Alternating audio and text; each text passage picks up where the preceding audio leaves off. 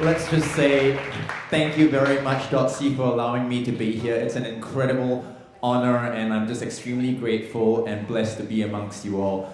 I mean, Dr. Loomis and Dr. Milton Mills talked about dairy. I'm just going to be talking about speaking your truth. And if you look at me right now, I would not have been confident enough to stand in front of a stage with all these cameras in front of me, sharing my story.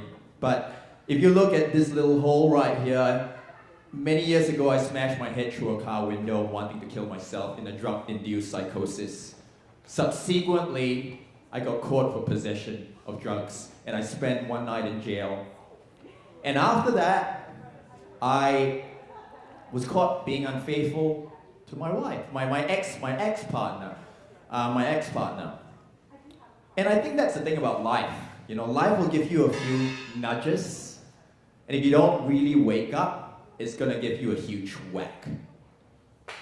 Do you agree? So I got that huge whack, and I remember waking up one morning, it was a crisp Melbourne morning, I was based in Australia. I decided that very moment that I wanted to change the course of my life. And I did. So I competed in my first bodybuilding competition in 2010 as an omnivore, and I placed for that competition because I wanted to channel all that energy into a positive experience. And I placed for that, and I was like, okay, that was pretty cool. So I met my now wife, and we're happily married. I've got a little 1.5-year daughter, which I miss terribly. I've been looking at her picture just to not be as nervous as I was sitting right there. And Dotsie came up to me, "Luke, you're gonna be fine. And yeah, so I do miss her. And but I think that the penny really dropped for me was I made the switch to becoming a vegan overnight after watching the documentary Earthlings. I'm sure you guys have heard of the documentary, and I realized all my life I was living a lie. And I realized that all animals were equal after watching that documentary, and I turned vegan overnight. And I competed in 2013, wanting to stand on stage again to represent the cause. In 2015, I joined my friends with Plant Build, competed again in 2017, I competed as a CrossFit athlete. So what I'm trying to say here really is this. A lot of us have our own stories and have our own experiences. And these stories and experiences give us the fuel to become who we are. And a lot of times we look in the mirror, not fully appreciating and embracing who we truly are.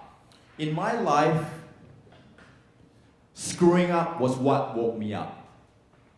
But turning vegan, eliminating animal products and dairy was what propelled my life, which is what brought me here today. So I'd like to leave you with 3 takeaways from my talk today. The first thing really is let go of what doesn't serve you. Whether it could be meat, it could be dairy, it could be a relationship, it could be a living arrangement. Let go of what doesn't serve you. And the second takeaway point is become the best and strongest version of yourself. We have 360 joints in our body. We'll build the run, jump, swim, lift. And also, educate yourself.